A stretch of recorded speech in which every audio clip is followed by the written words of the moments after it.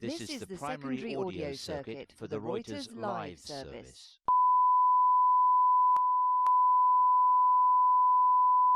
This is the primary audio circuit for the Reuters live service.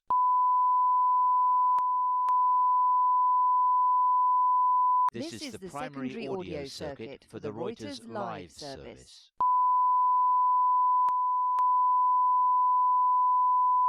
This is the primary audio circuit for the Reuters live service.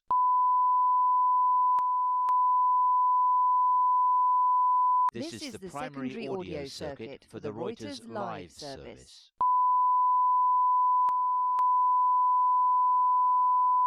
This is the primary audio circuit for the Reuters live service.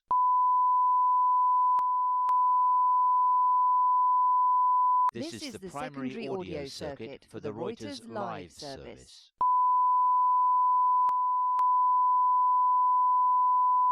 This is the primary audio circuit for the Reuters live service.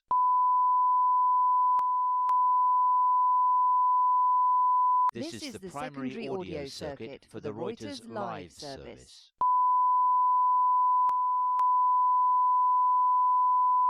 This is the primary audio circuit for the Reuters live service.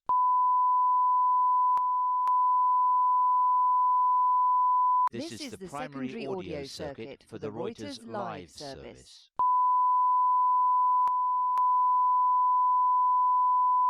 This is the primary audio circuit for the Reuters live service.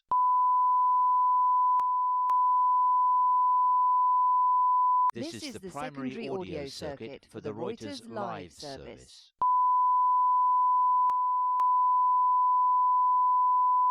This is the primary audio circuit for the Reuters live service.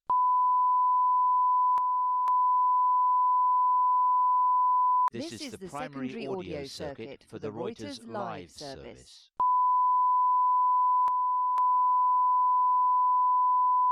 This is the primary audio circuit for the Reuters live service.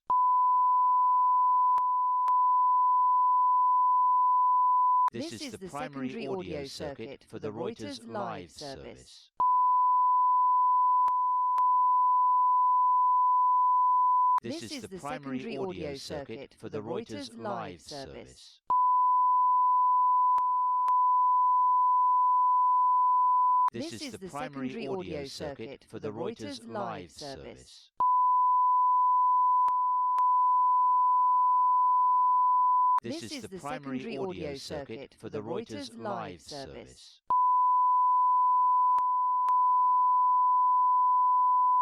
This is the primary audio circuit for the Reuters live service.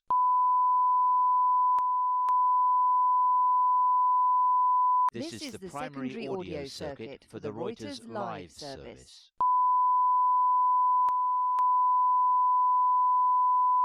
This is the primary audio circuit for the Reuters live service.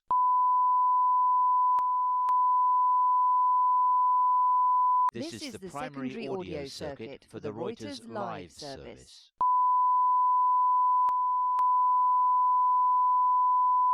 This is the primary audio circuit for the Reuters live service.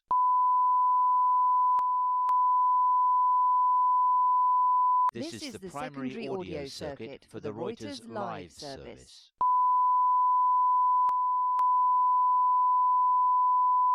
This is the primary audio circuit for the Reuters live service.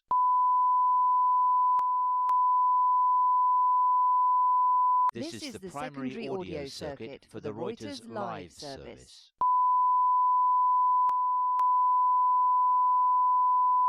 This is the primary audio circuit for the Reuters live service.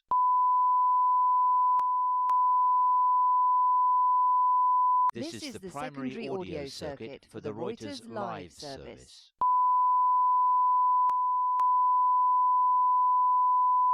This is the primary audio circuit for the Reuters live service.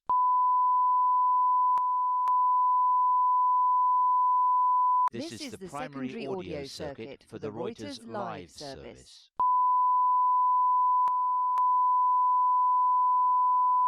This is the primary audio circuit for the Reuters live service.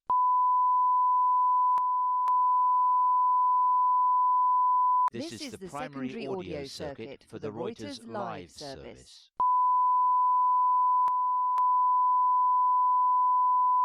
This is the primary audio circuit for the Reuters live service.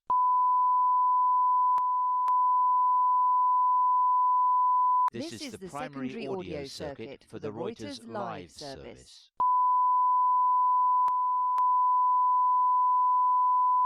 This is the primary audio circuit for the Reuters live service.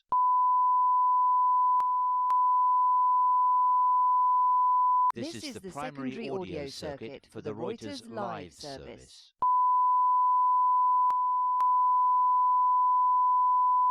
This is the primary audio circuit for the Reuters live service.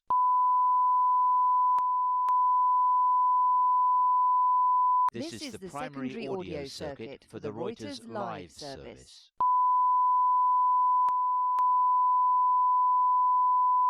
This is the primary audio circuit for the Reuters live service.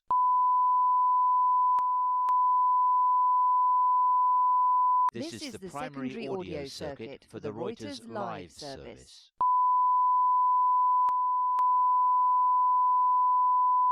This is the primary audio circuit for the Reuters live service.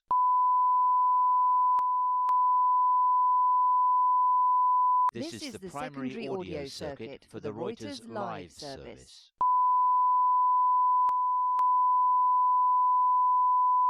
This is the primary audio circuit for the Reuters live service.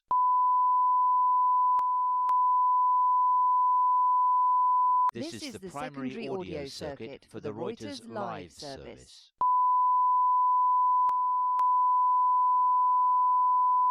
This is the primary audio circuit for the Reuters live service.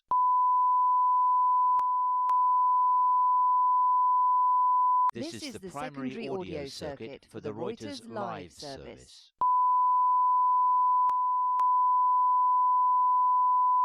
This is the primary audio circuit for the Reuters live service.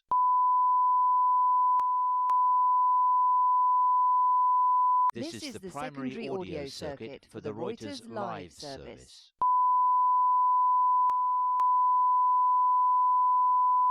This is the primary audio circuit for the Reuters live service.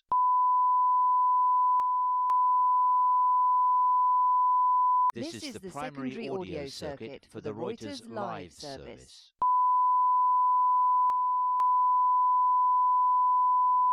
This is the primary audio circuit for the Reuters live service.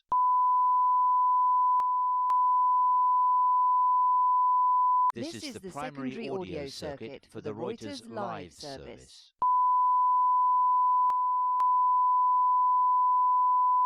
This is the primary audio circuit for the Reuters live service.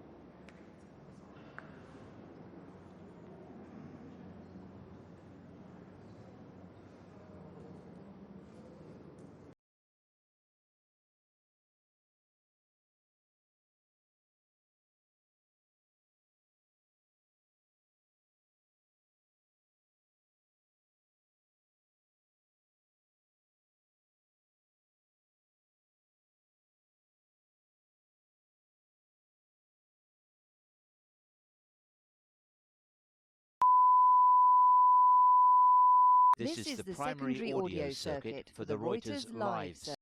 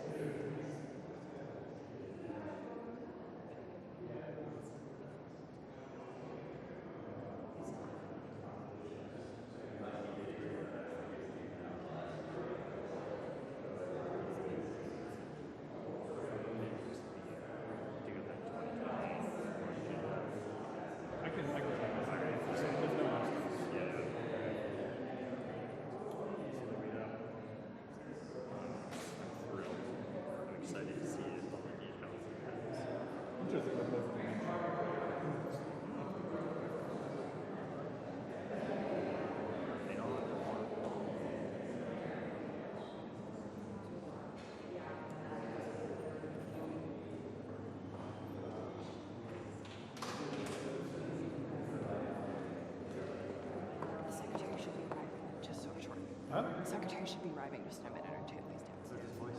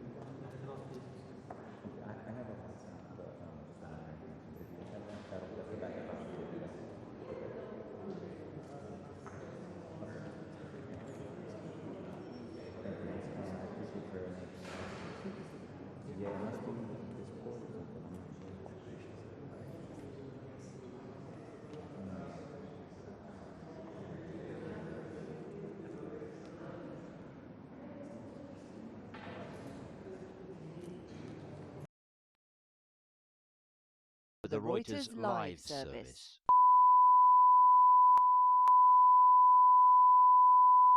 This is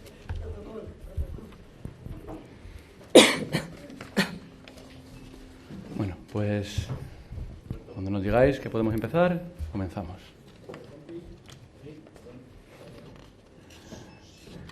Perfecto, pues nada, empezamos. Muchísimas gracias a todas y todos por venir. Nos acompaña también Virginia Barcones, la Secretaria General de Protección Civil, y vamos a proceder a dar la actualización de la situación del buque que se dirige desde Cabo Verde hasta Tenerife, en el cual se ha detectado los casos de infección.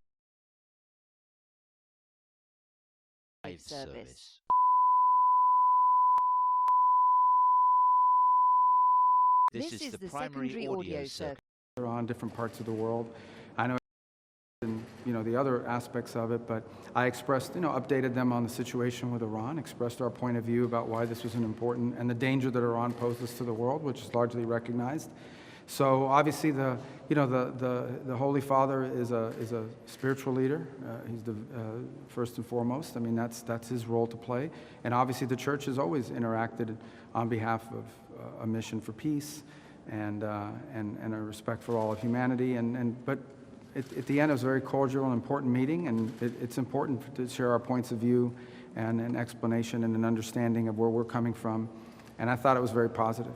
Secretary Rubio, you also mentioned talking about the Western Hemisphere with the Pope.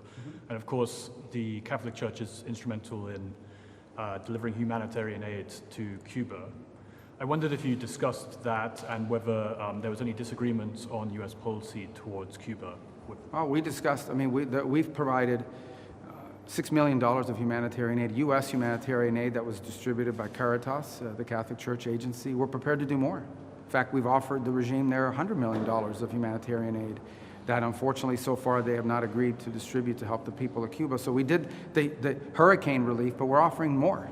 And it's the regime that's not accepting it. It's the regime that's standing in the way of it. So we discussed that, and we hope we can do it because we do want to help the people of Cuba who are being, hurt by this incompetent regime that's destroyed the country and the economy.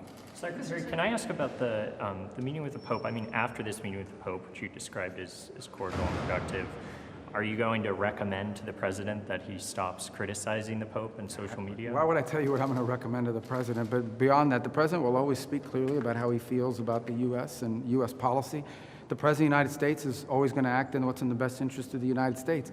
I think we can do that and continue to also have a very productive and fruitful and important relationship with the church because it plays an important role in the world as well. Mr. Secretary, can you talk about whether No, I called her, I'm sorry. Secretary Rubio, were there any themes from your conversation yesterday with Pope Leo that resonated with you personally? Well, if it was personal, what would I tell you? No. Here's the bottom line on that, is that the church is an important global institution. It has a presence all over the world. I know you guys are fixated on who said what about who at what time.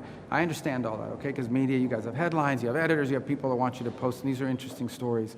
But at the end of the day, the Pope just returned from Africa, right? A very important continent with growing Christian populations, many of whom are threatened or feel threatened by the spread of radical Islamic terrorism. So we care about that. The Pope and the Church has an interest in Christian communities in Lebanon, a place that we're very involved in trying to establish a peace between Israel and Lebanon. The Church obviously has a very important presence in Latin America. The bishops from Venezuela had just been here a few days earlier, so we shared thoughts about those sorts of things. I think it's an opportunity to personally express our point of view from the standpoint of foreign policy and the areas we're involved in and share insights, but also to gain insights because the church has a unique role in many of these countries in terms of the insights and information that they're receiving. In some cases in the past, the church has been an important interlocutor, not just with governments, but with societies. And then, of course, on the practical level, the church plays an important role in humanitarian efforts in different parts of the world, and in many places has served as a facilitator of U.S. humanitarian assistance, such as I highlighted a moment ago when it comes to Cuba. Yes, go ahead. I'll get to that problem. Go ahead. Mr. Secretary, can you say in your meeting with Prime Minister Maloney whether you talked about the possibility of withdrawing U.S. troops from Italy as well as the possibility of the United States withdrawing from NATO altogether? No, we didn't discuss any specifics like that, and that's a decision for the president to make. It's a decision every president makes.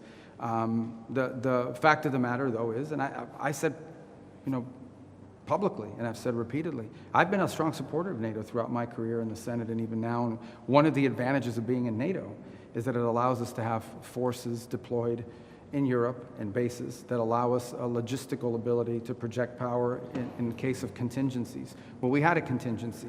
And some countries in Europe, like Spain as an example, denied us the use of those bases for a very important contingency that in some ways the denial of those bases actually impeded the mission, not severely, but had a cost and in fact even created some unnecessary dangers.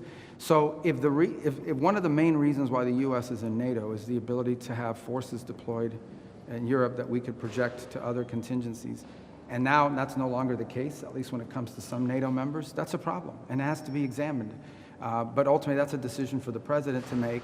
His team and people like myself and others will provide him what those potential options are, but ultimately, he'll have to make that decision. He hasn't made those decisions yet. As far as recent news of deployments, like, for example, those were all already ongoing. For example, in Germany, the troops that were withdrawn, which represent less than 14% of our total troop presence there, that's already pre-programmed. And in fact, all it did is take us back to where we were in 2022.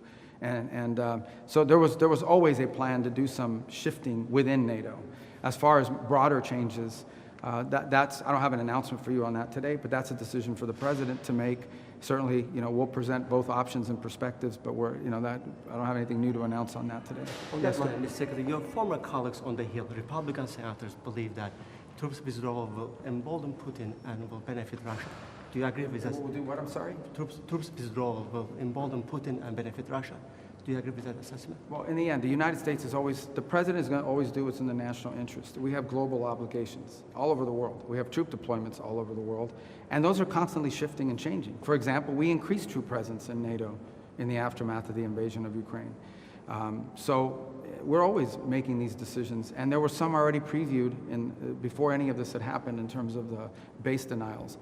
But in the end, look, here the bottom line is we always, while we may be the most powerful country in the world and we may have the most resources, our resources are not unlimited. We have to always assign resources around the world, including military resources, on the basis of what serves the national interest. That's a decision the president has to make, especially within the context of recent developments by some countries within NATO and the stance they've taken towards the United States. But no decision's been made on that yet. That's something the president's still working through. Have you managed to bridge differences on Iran, both with Rome and with Vatican? Yeah, I think everybody agrees that Iran having a nuclear weapon is unacceptable. I don't know of anyone who thinks it's a good idea for Iran to have a nuclear weapon except the Ayatollah. So I think the question is, what do you do about it? And the president's actually trying to do something about it. And so, I don't know, I don't think there's any disagreement that they can't have a nuclear weapon. I think the question is, what do you do about it? And we've had every American president says, oh, they can't have a nuclear weapon. This is the first American president that's actually trying to do something concrete about it. I don't know who would disagree with that. It's an important thing that has to be confronted. Can we talk to officials? Can you give us an update on the status of negotiations with Iran? Well, we should know something today. We're expecting a response from them. We'll see what the response entails. The hope is it's something that it can put us into a serious process of negotiation. Obviously, we've seen the reporting overnight that Iran has established or trying to establish some agency that's going to control traffic in the Straits. That would be very problematic. That would actually be unacceptable. The normalizing of their controlling of international waterways is both illegal and it's just something that's unacceptable. And the world has to start asking itself, what is it willing to do if Iran tries to normalize a control of an international waterway? I think that's unacceptable. But we're expecting a response from them today at some point. We have not received that yet, as in the last hour, but perhaps that will come. Their system is still highly fractured and a bit dysfunctional as well. So that may be serving as an impediment. I hope it's a serious offer. I really do. Can you confirm there's a resume of the talks between Israel and Lebanon next week? Do you expect that We expect talks. I don't know if we've set the exact date yet, but we expect that there'll be additional talks. Look, it's one of the areas that I think we can work with Italy on. They can play a very productive role and a constructive role in providing resources to the Lebanese government. In the end, we all share the same goal, and by all I mean including the Lebanese government and the Israeli government, that we want the relations between Israel and Lebanon, its legitimate government, to be very strong. The impediment to that is Hezbollah. Again, an Iranian agent, Hezbollah, who is victimizing not just Israelis, but Hezbollah is also victimizing Lebanon. The reason why Lebanon faces bombings, the reason why Lebanon faces violence is because of Hezbollah. It is Hezbollah that's imposing this on them. So I think we all share the same goal, which is a strong Lebanese government that doesn't have an armed Hezbollah operating within its national territory, imposing a threat to any of its neighbors. And to do that, we have to empower and equip the Lebanese government to be able to confront that threat. And I think Italy and other countries, but Italy in particular, can play an important role in not just helping equip the government, but in cutting off the illicit financing that supports, helping them to cut off the financing that supports Hezbollah and the danger they pose. Is it possible to get a peace deal on Lebanon without first solving the conflict with Iran? How linked are those two conflicts right now? Hezbollah is an Iranian agent, 100%. Hezbollah wouldn't exist without Iran's support. So, but I think it's possible. Hezbollah's been both weakened, but still capable of inflicting damage and doing terroristic activities, as we've seen. So I think the way I would phrase it is, we're not going to negotiate with Iran over Hezbollah, because Hezbollah is a dangerous other than if they're willing to stop funding them and supporting them. I think our negotiations with Lebanese, our role is with the Lebanese government. Lebanon should be governed by the Lebanese government. It should not have a terrorist group operating within its national territory that poses a threat both to its own people, including the Shia population, and to the government, and to Israel, and to its other neighbors. So that's what we're going to focus on. Mr. Secretary, can we come back to Cuba a little bit? The United States, including yesterday, are ramping up sanctions against Cuba, the regime and all that.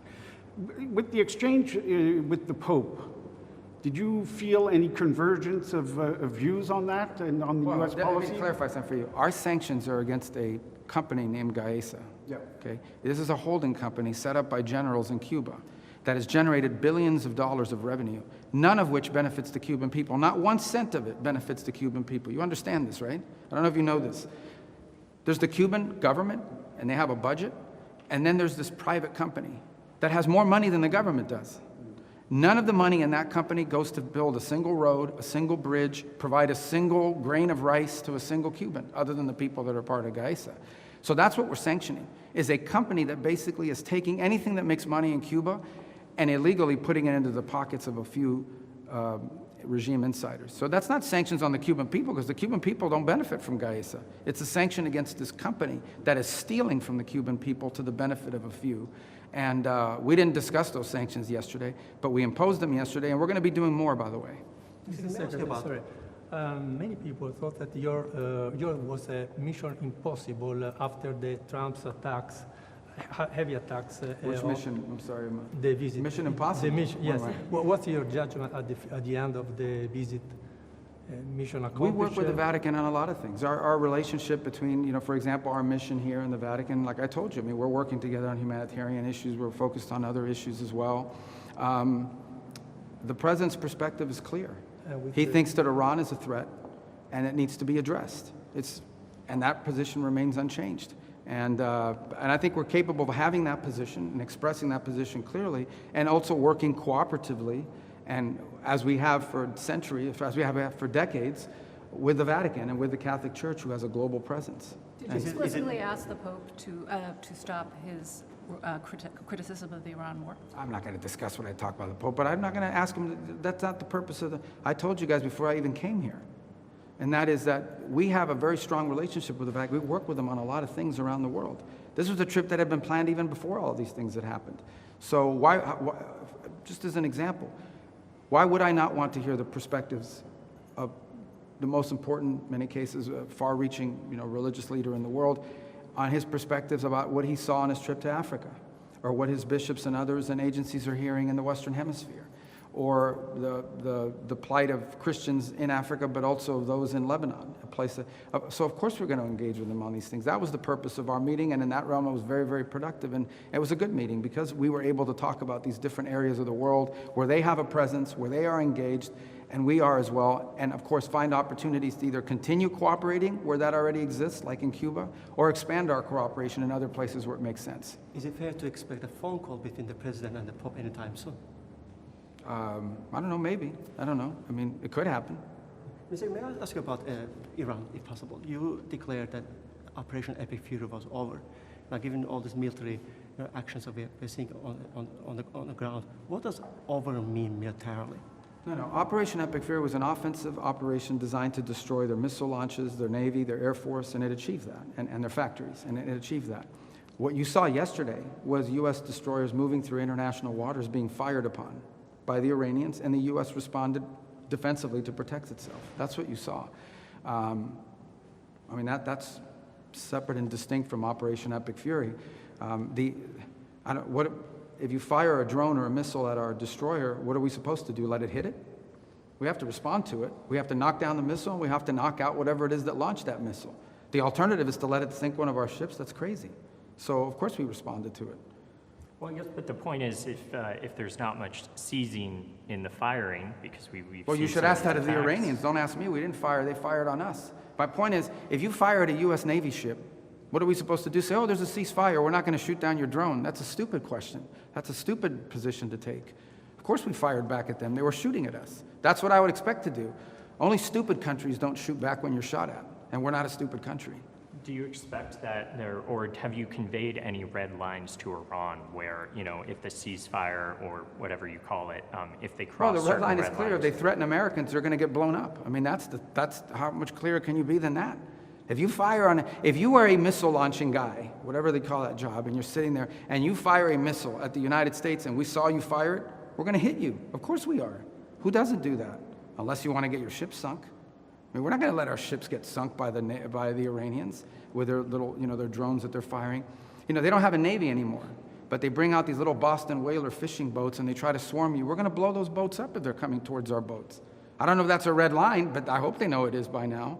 So if I were one of these Iranians on a fast boat and they tell you, hey, your mission is to go after a U.S. destroyer, you're probably not going to survive. I think that's a red line. Can I go back to European reaction? You know, when we Anybody talk have, and I mean, if you have any questions, this guy's like a monopoly over here. Yes. Yes. The president has expressed disappointment in support or lack thereof in Europe. Was there any discussion today in your meeting with Prime Minister Maloney or Foreign Minister Tahani about them providing escorts in the Strait of Hormuz? No, we didn't get to that level of specificity about what they... Here's the bottom line, okay? Everybody says Iran is a threat. Everybody says that Iran can't have a nuclear weapon. Okay, but you got to do something about it. The president's trying to do something about it. And I don't understand why anybody would not be supportive of that. And he doesn't understand, and rightfully so, somebody would be supportive of that. But here's a more fundamental problem. Iran now claims that they have a right to control an international waterway. They claim that they have a right to control it. What is the world going to do about that? Is the world going to accept that Iran now controls an international waterway?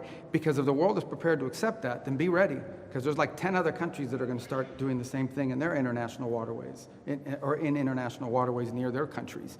That's an unacceptable thing that they're trying to normalize. So if the answer is no, we don't think Iran should be able to control the Straits of Hormuz, then the next question is going to be for everyone, well, what are you going to do about it?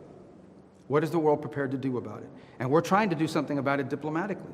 We have a resolution at the United Nations that we're trying to move forward, in which the world and the UN will have an opportunity through the Security Council to vote and say, we are not going to allow them to mine the straits, we're not going to allow them to try to control the straits, and by the way, you have a bunch of humanitarian aid that's trapped inside the Persian Gulf and needs to be released and has not been able to move. We're going to give the world a chance to pronounce itself on it. And if Russia or China or some other country decide to veto it, then you know what the impediment is. But the fundamental question every country, not Italy, every country needs to ask themselves is, are you going to normalize a country claiming to control an international waterway? Because if you normalize that, you've set a precedent that's going to get repeated in a dozen other places. And if the answer is no, we don't want to normalize it, then you better have something more than just strongly worded statements to back it up. And that's the point I've made in all of my visits, not just here. I didn't come to Italy just to make that point. I would say that to any country that complains about the Straits, because that's what we potentially are facing unless we get a good deal from the Iranians, and we're waiting to hear that today. Mr. Secretary, can I move to Taiwan, actually? I'm sorry to geographically go around the world. Okay. Parliament just approved a pretty big, massive defense bill today or last night. There was a little bit less than what the president of Taiwan was asking for, but nonetheless, it's a big bill, including money to buy U.S. arms. What is your reaction to that, if any, and specifically in the context of the trip you will be doing with the president next week in China? Well, all I would say in context of the trip next week in Taiwan in specific is the United States, our policy remains unchanged. You know, we don't want to see any forced or compelled change in the situation now. We think would be destabilizing to the world. It's our position on that has been, you know, we've heard obviously the Chinese position, but we've made our position on that clear as well. And I imagine that will be discussed in the trip, but I don't think it'll be a feature of our trip, but it'll certainly be an item that's discussed. We think it's to the benefit of China, the United States, and the world writ large that there be stability in the Straits there, and that continues to be our position, and that's the one we'll continue to stand by and advocate for. All right, I have time for one more. We got to leave. About Ukraine before you go. Yeah. You spoke with Lavrov recently, and you know they targeted kindergarten in Ukraine even after they advocated for ceasefire. Where does the negotiations stand right now? The negotiations are. We've tried to play a mediator role in that. So far, it has not led to a fruitful outcome for a variety of reasons. We remain prepared to play that role if it can be productive. We don't want to waste our time and invest time and energy into an effort that's not moving forward. But if we see an opportunity to act as a mediator that brings both sides closer to a peace deal, we'd like to see it. Our position at the end of the day is that this war is a tragedy. Both sides are paying a very heavy price for it, both economic and obviously at a human level. It's destructive, we're against it, and anytime you tell me about strikes and people, or every time I hear about these things, it just reminds us of why this war needs to end.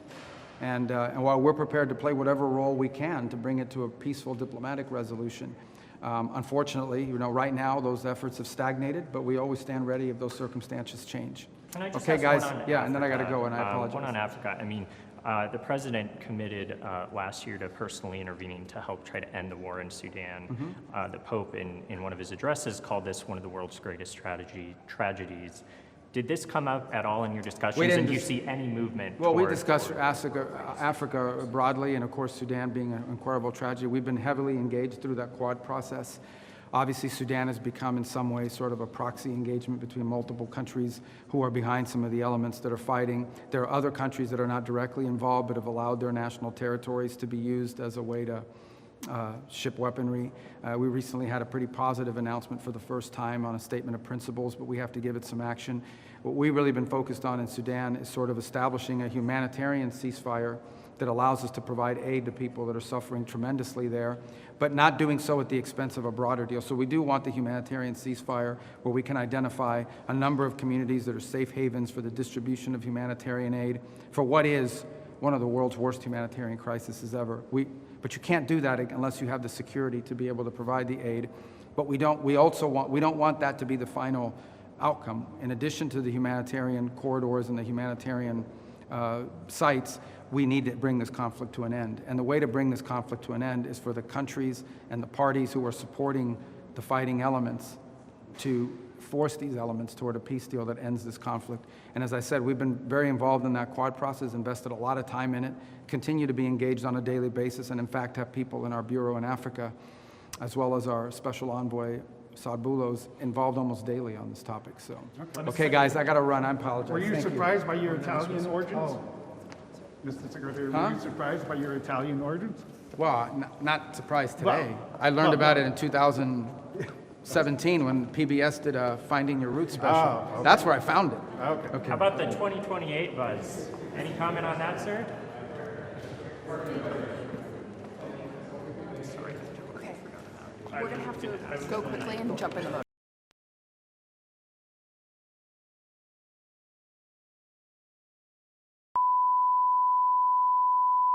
This is the primary audio circuit for the Reuters live service.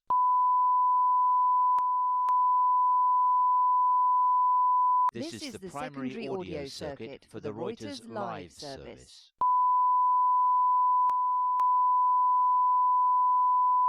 This is the primary audio circuit for the Reuters live service.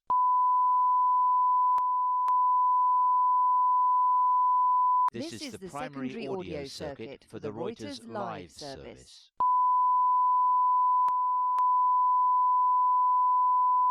This is the primary audio circuit for the Reuters live service.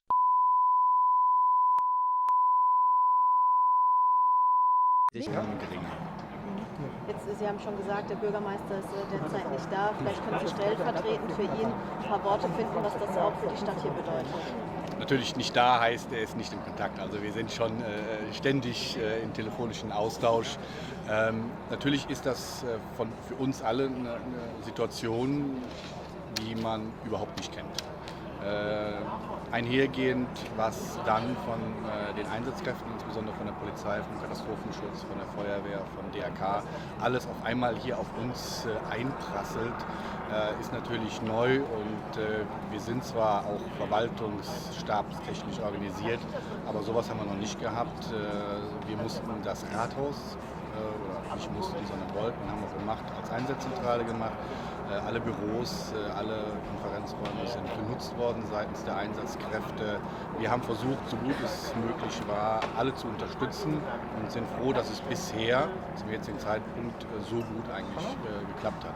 Es gab natürlich Beeinträchtigungen für die Innenstadt, für die Menschen, die dort leben. Ich hoffe, dass wir hier zu einem Ende kommen, wo eigentlich alles glimpflich und gut vonstatten geht. Das heißt, hier packt jetzt jeder Mann an, der in der Gemeinde arbeitet? Nochmal bitte. Packt hier jetzt gerade jeder mit an, der eine Funktion in der Gemeinde hat? Ja, also typischerweise ist Freitag die Verwaltung nicht so lange besetzt, aber wir haben jetzt ganz viele Kolleginnen und Kollegen gebeten zu bleiben und verschiedene Funktionen zu übernehmen. Das Rathaus steht offen, ganz viele Kolleginnen und Kollegen sind über den eigentlichen Dienstende da. Jeder übernimmt Aufgaben, auch wenn es nicht seine originären Aufgaben im Rathaus sind, hilft bei verschiedensten Punkten wie Bereitstellen von Getränken, zu sorgen, dass die Leute auch die richtigen Räume finden, oder aber auch die Kommunikation unsererseits mit unserer örtlichen Feuerwehr, um auch hier koordinierend mithelfen zu können. Haben Sie ansonsten schon von Anwohnern irgendwelche Zuschriften bekommen, Nachfragen?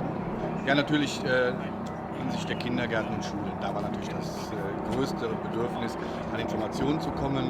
Wir haben versucht, alle Schulen, alle Kindergärten entsprechend zu informieren, wie die Sachlage ist, haben telefonisch alles geklärt mit den Rektoren, mit den Leitern.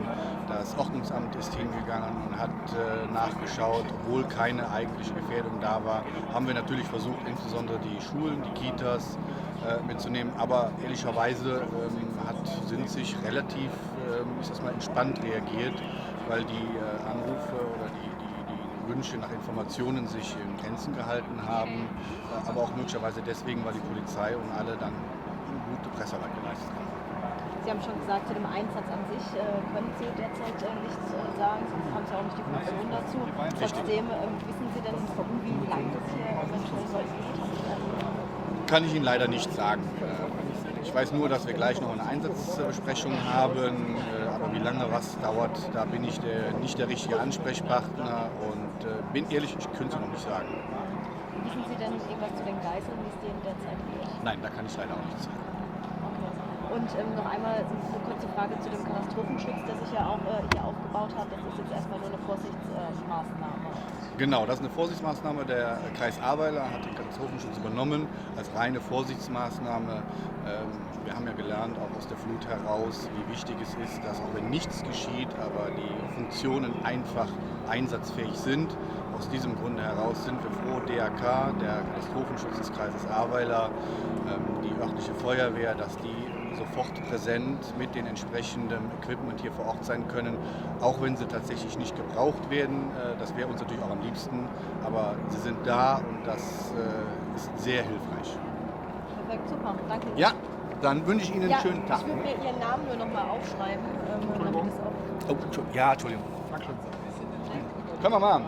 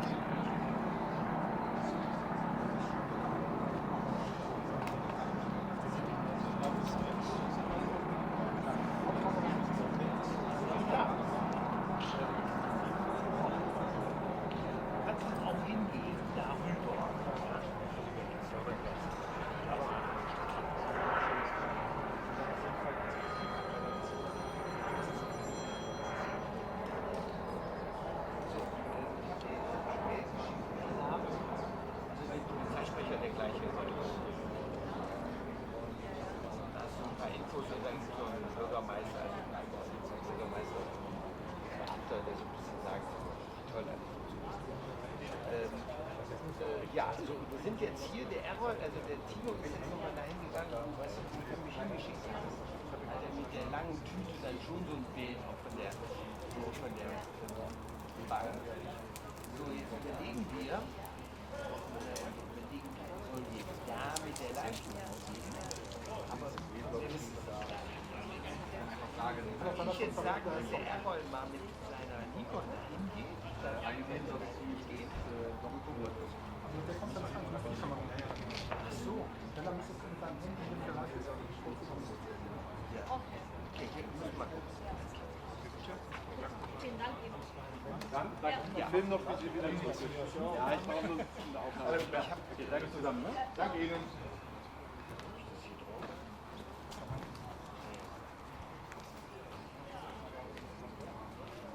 Also du kannst mit dem dann nicht hingehen.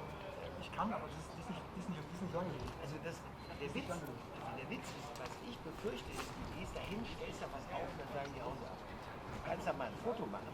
Wir haben auch, wenn du jetzt hier lang gehst, dann sind so auf der anderen Straßenseite haben sich so Journalisten gestellt, dann haben sie gesagt, hier sie weg. Sie können hier kurz verstehen, aber nicht die ganze Zeit in die Ausflug.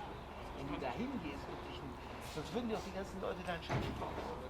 Ja, das Problem ist, das ist mit der Firma. Das ist bei uns einfach auch gut. Ich weiß das, aber nochmal, es kann gut sein, dass du da hingehst.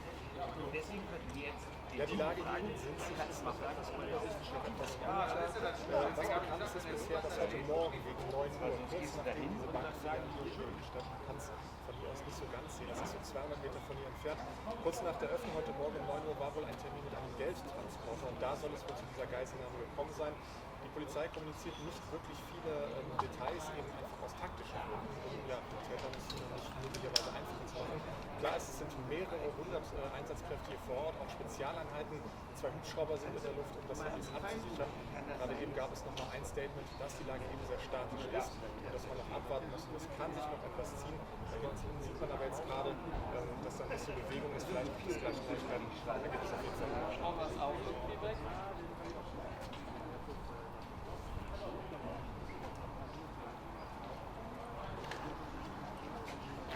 Würdest du denn denken, dass es besser ist, als am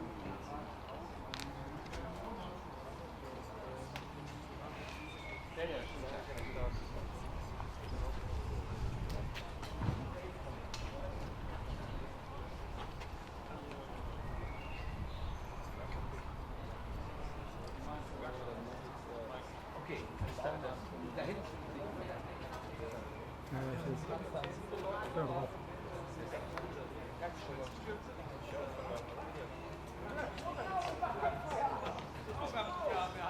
Ja, das war hier. Guck mal mit der Kamera. Ich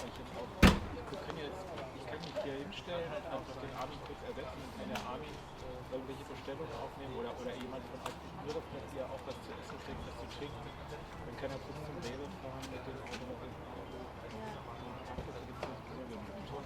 Und dann könnt ihr, wenn ihr irgendwas hört, ja, komm, dann lass uns. Ja, ich bleib jetzt hier. Wenn ich einfach gehen soll. Ja. Genau, der kriegt 100 von uns.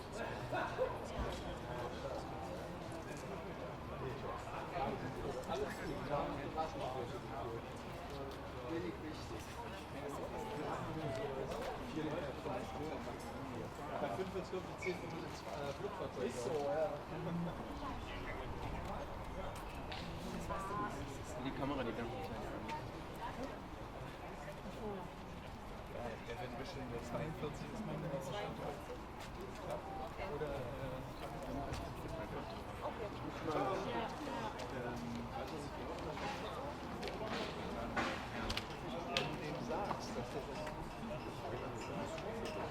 also irgendwas mit Das sind noch so jung wie ich, aber geht halt Gas. Wir müssen uns jetzt einmal kurz zusammensetzen.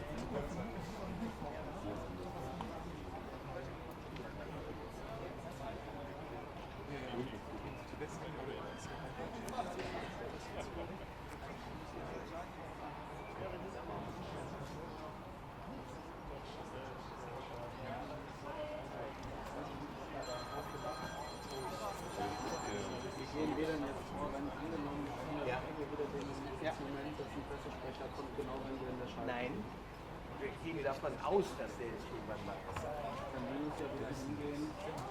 Kann auch noch 20 Minuten dauern. Das soll das Ding das Wichtigste. Und dann gehen wir da auch hin.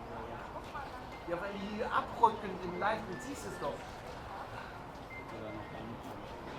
Ja, gut, okay, das ist so unsere Vermutung. Der Tilo ist von der anderen Seite, der sieht, dass die Leute sich über den Der Polizeisprecher steht jetzt da. Hier ist los. Tschö.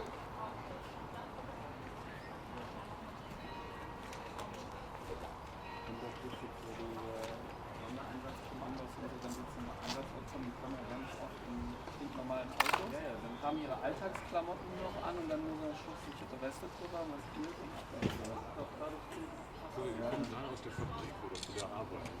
Ja, die sieht aus. Und ich fand auch, wir waren einmal bei einem, da waren mutmaßlich ein Amoklauf in der Schule und dann kamen zwei von denen raus und wenn es halt nicht hier unten so ein Aufkleber oder so drauf hat, dann hätte das genauso gut irgendein Geiselnehmer, also ein Amokläufer sein können. Laura? Laura?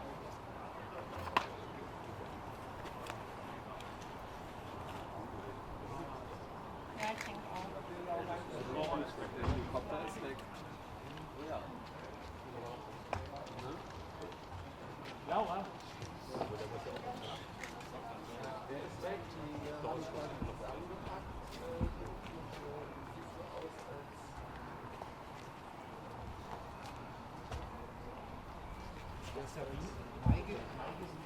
keine Ablöse mehr zu kommen.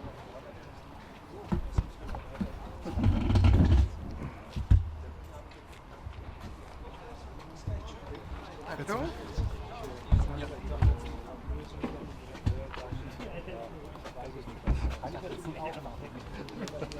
Ich hab's gemerkt. Thank you.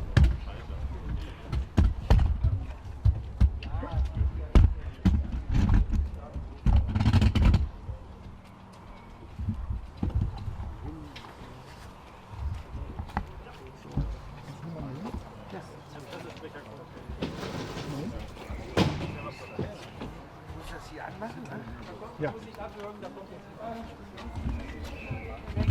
Ist das dann automatisch verbunden oder was musst du da machen? Automatisch verbunden. Wir müssen das aber hier mal ein bisschen hoch machen, bitte noch. Andi, wir müssen das hier noch ein bisschen hoch machen.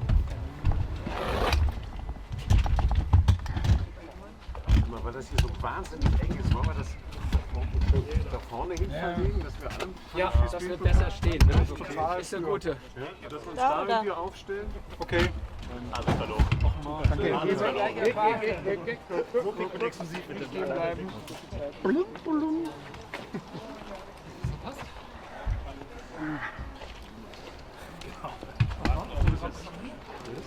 Das ist doch ein bisschen die Tiefe, ne? Achso, okay. Alles gut für wir. Wir bekommen gleich Ich glaube, ich habe recht. Ich habe mir mal eine Rente. Abend. Ja, na klar. Hauptsache kriegen wir alles hin. Hauptsache Mit dem weiß ich nicht. Wir sind doch alle rank und schlank.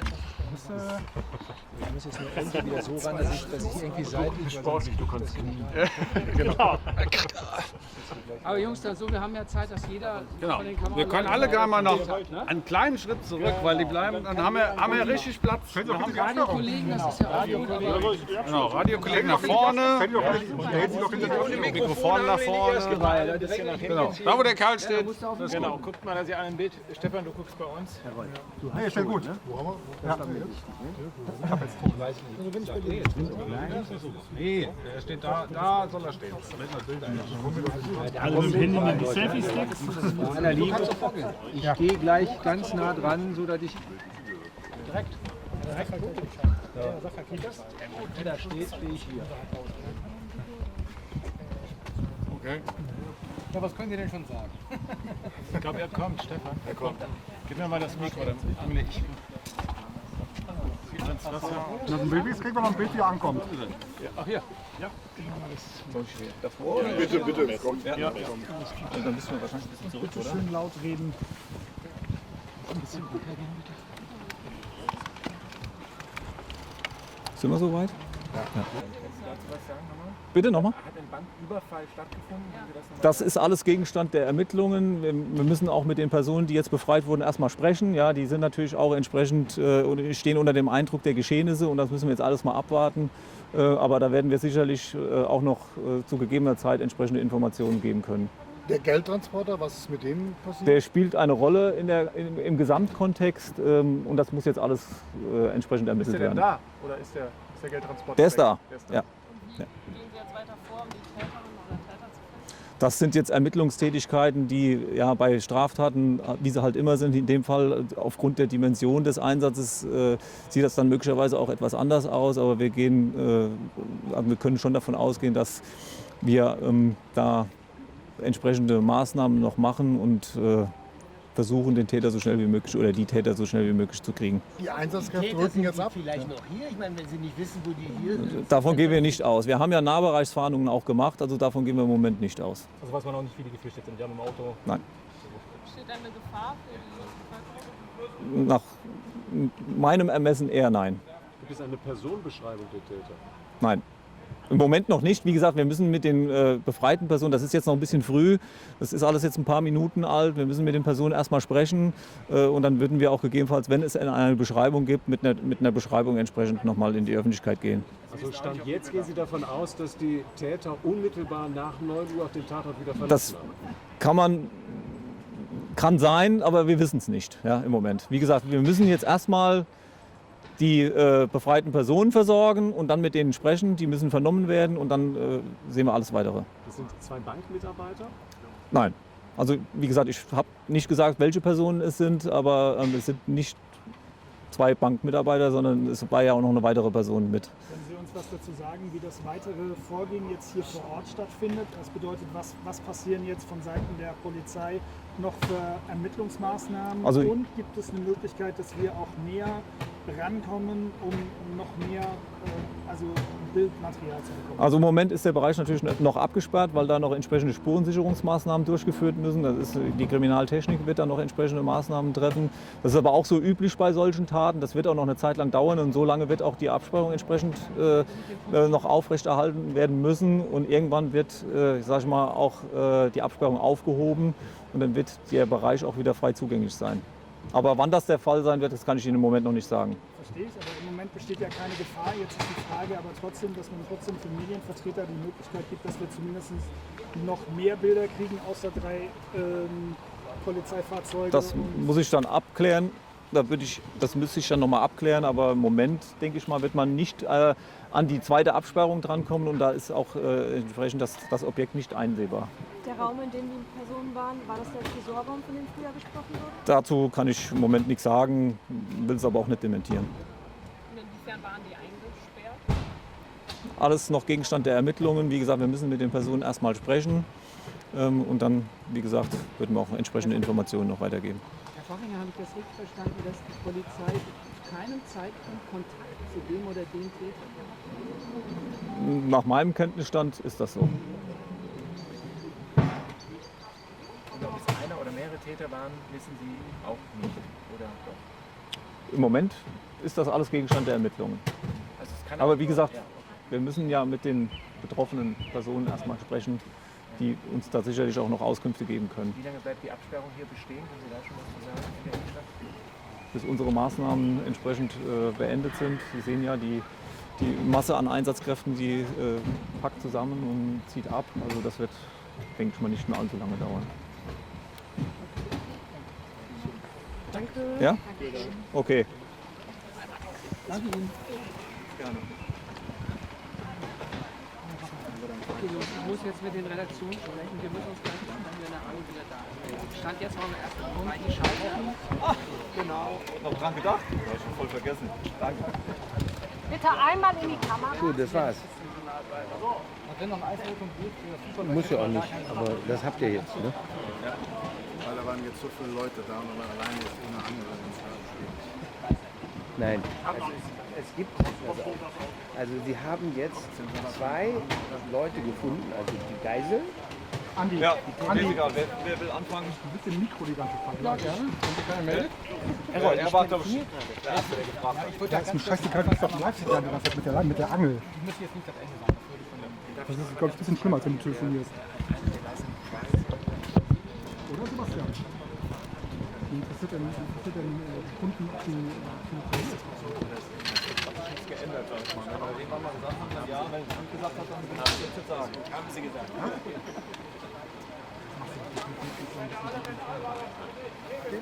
Ja gut, Tag aus. Sollen wir irgendwie hier rübergehen oder sollen wir das hier machen? Dann haben die Kollegen ja Genau, wenn Sie rausfahren wollen. Ach so, ja, dann gehen wir doch hier rüber.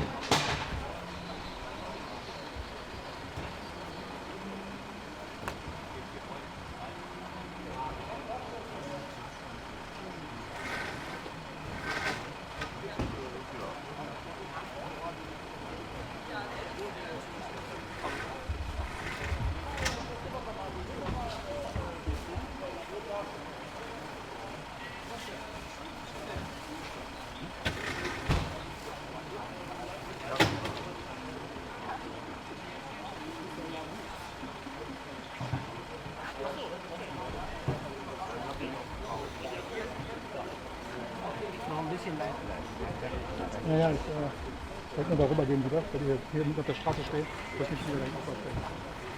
Ja? Ja, muss so gucken, also in einem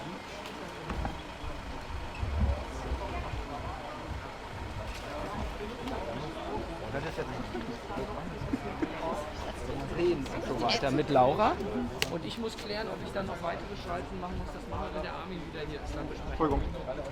Zwei Geiseln befreit werden konnten.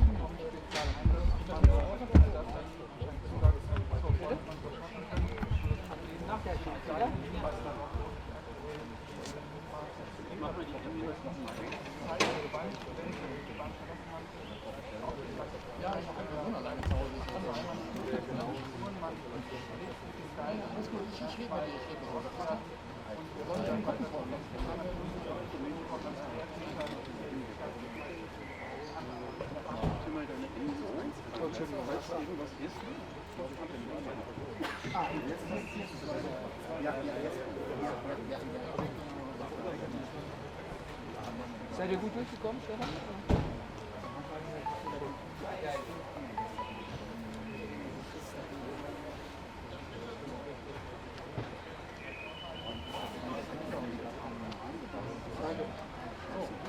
Ja. Also 10 bis 50 Sekunden, ne? Und bei 15 machst du 15 vorher.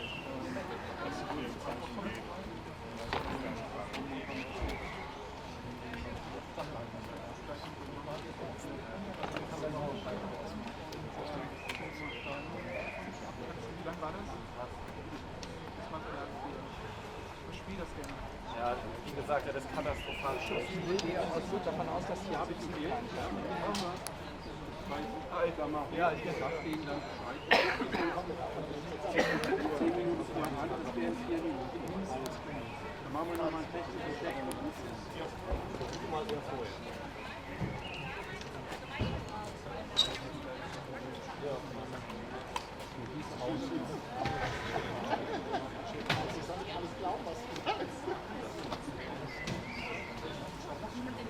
Der müsste ganz voll sein. Ich habe aber ja, dann mal Sachen kommen wir mit dem Fuß weiter. Ja,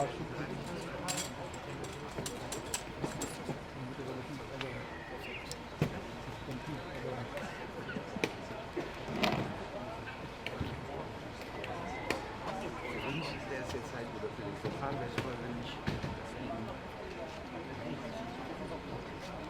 Weiß ich nicht, ob du noch einen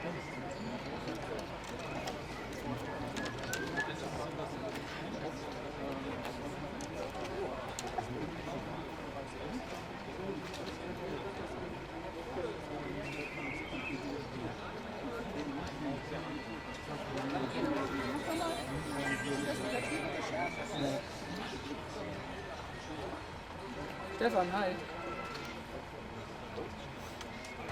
Yes.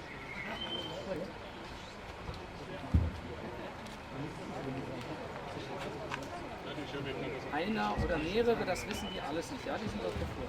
Beziehungsweise, ja, genau.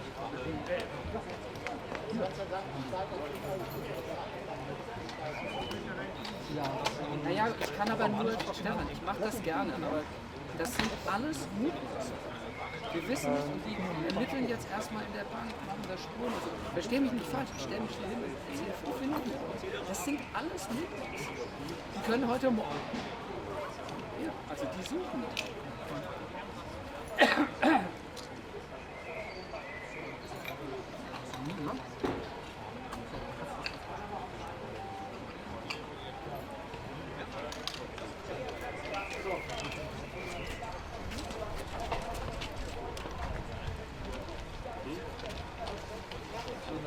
Nein, die hatten nie Kontakt mit dir. Die hatten nie, nein, die hatten gar keinen Kontakt zu dir. Es ist alles etwas seltsam. Ich kann das auch erzählen. Ich kann das erzählen. Ich habe extra nochmal nachgedacht. Kontakt zu dem oder dem.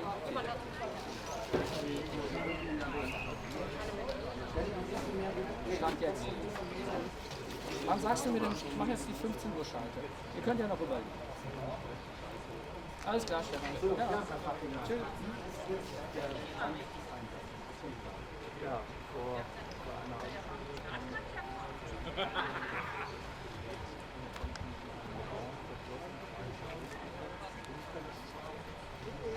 Schifft das?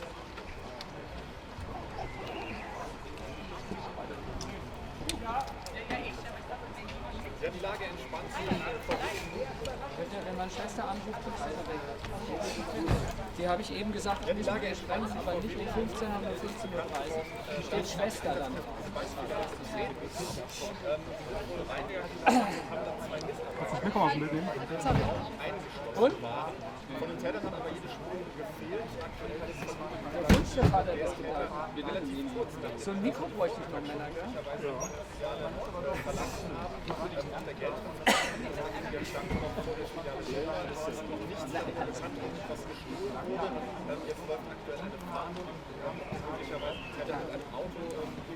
Wir hatten nämlich eben ein bisschen Probleme mit der N-1. Ich hatte um 14 Uhr noch keine N-1. Die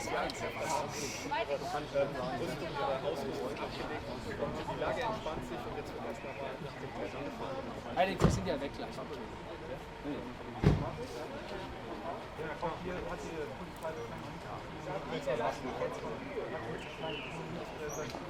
Und wenn im Hintergrund gewuselt wird, ist das auch egal.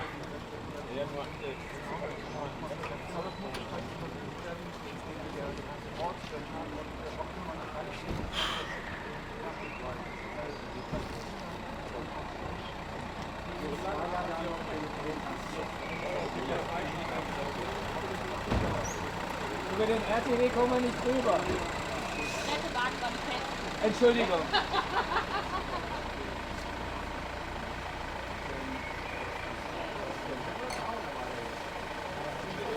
Wenn jetzt natürlich alles abfährt, naja, wir haben ja noch 10 Minuten.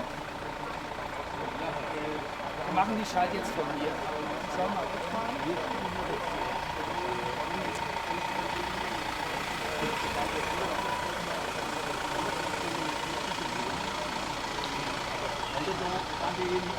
Wir machen eine technische Probe.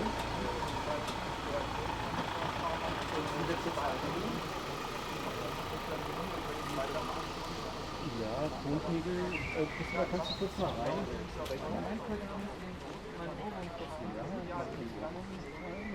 Ja, Michele, in welche Kamera gucke ich? In diese? Okay, ja, alles klar. Hab ich? Das ist nur auf der 2. Habt ihr nur die 2 belegt oder auf die 1? Ich habe hier meine N-1 noch nicht an. Soll auf beiden Spuren? Beide Spuren? Willst du beide Spuren haben oder kannst du die 2 doppeln?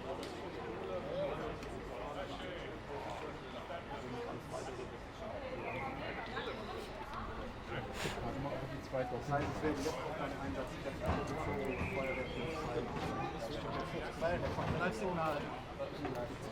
Mach mal 50.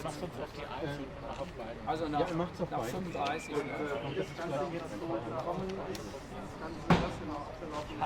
Ich hab die Kamera auf den Kopf balanciert. Die Hälfte wahrscheinlich unscharf. Ja, ich höre euch. Christopher Heinze hier, super. Erstmal stand ich da irgendwo, dann haben die beiden die ganze Zeit ihre Bilder reingehauen. Ja, ich ist noch am Stand war ich eine Zeit lang. Ich schalte was an der Kamera hin. Ja, aber danach bin ich irgendwann wieder runtergekommen, weil ich irgendwann keine Kraft mehr gehabt habe. Jetzt kommt er immer wieder irgendwann rein.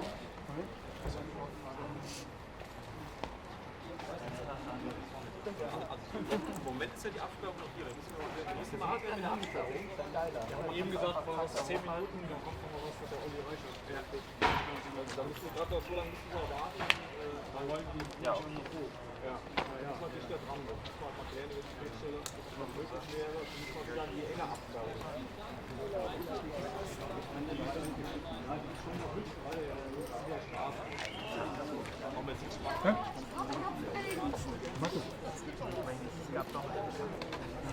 Es ist geil, dass jetzt nicht so leicht davon hinstellen.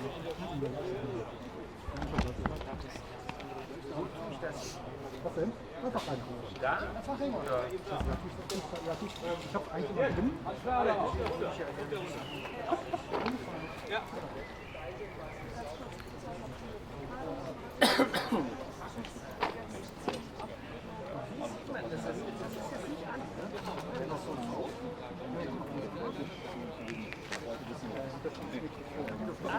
Laura, schreib doch mal Lisa nach der Schalte besprechen. Ja?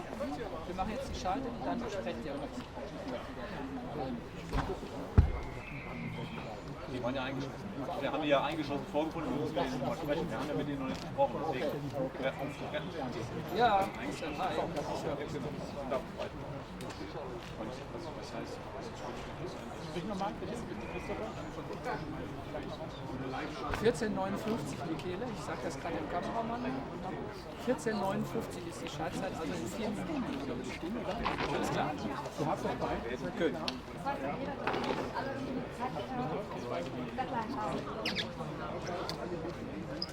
Alles klar. Ja, wir sind bereit. Hoffentlich seht ihr uns schon.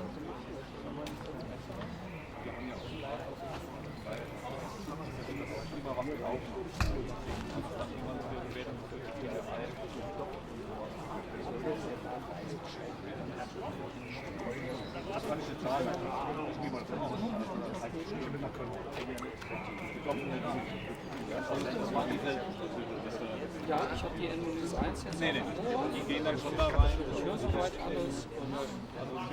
Mit der Option, dass da jemand mit einer Waffe steht. Sei mir nicht böse, aber wir brauchen ja keine Fachhänger, ne?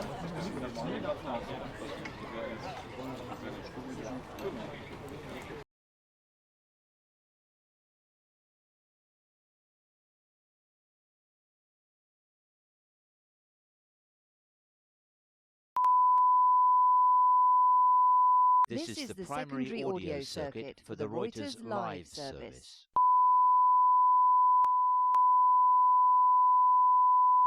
This is the primary audio circuit for the Reuters live service.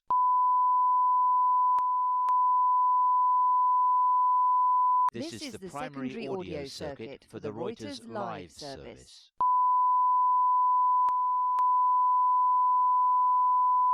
This is the primary audio circuit for the Reuters live service.